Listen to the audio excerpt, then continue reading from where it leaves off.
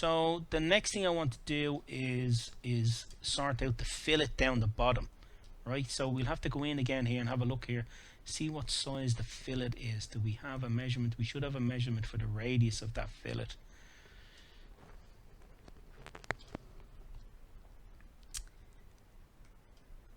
Let me see now. Where is the radius of the fillet? Well, what I'm just going to do, I'm going to go in and throw this measurement on it, or sorry, throw the dimension on it there just to get the...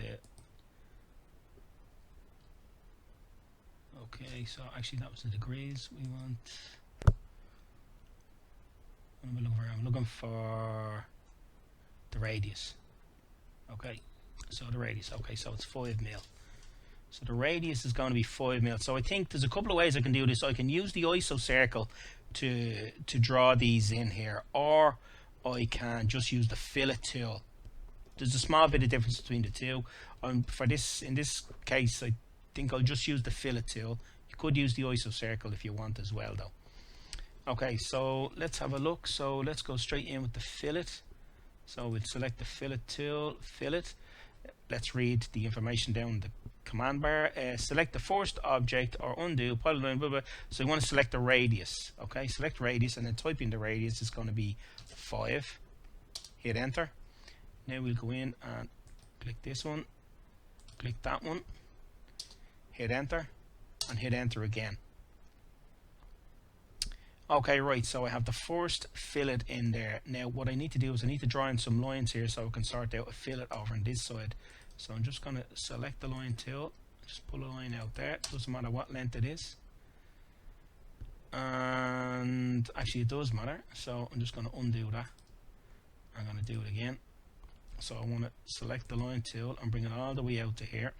So that's going to be 41, it's going to be 25 mil. Hit enter and enter again.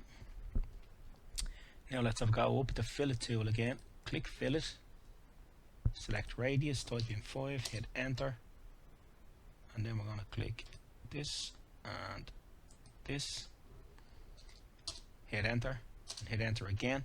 So now we have the fillet on both sides there. Now what we need to do is we need to move this piece, because if we look over here on the isometric, we can see that that line there showing the base of the fillet, it's extended out, isn't it?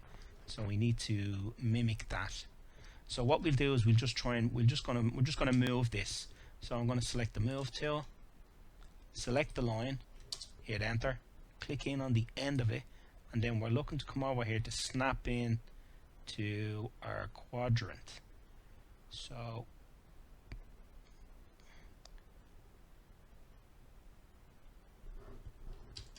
we might snap into that piece. Let's have a look over this side and see if I'm moving this. Snap it in there. Let's bring it along until we get, there we go, there's the snap point there. That's the end point of my fillet. So I'm snapping that in there. Come up here and I can see that's looking better there now.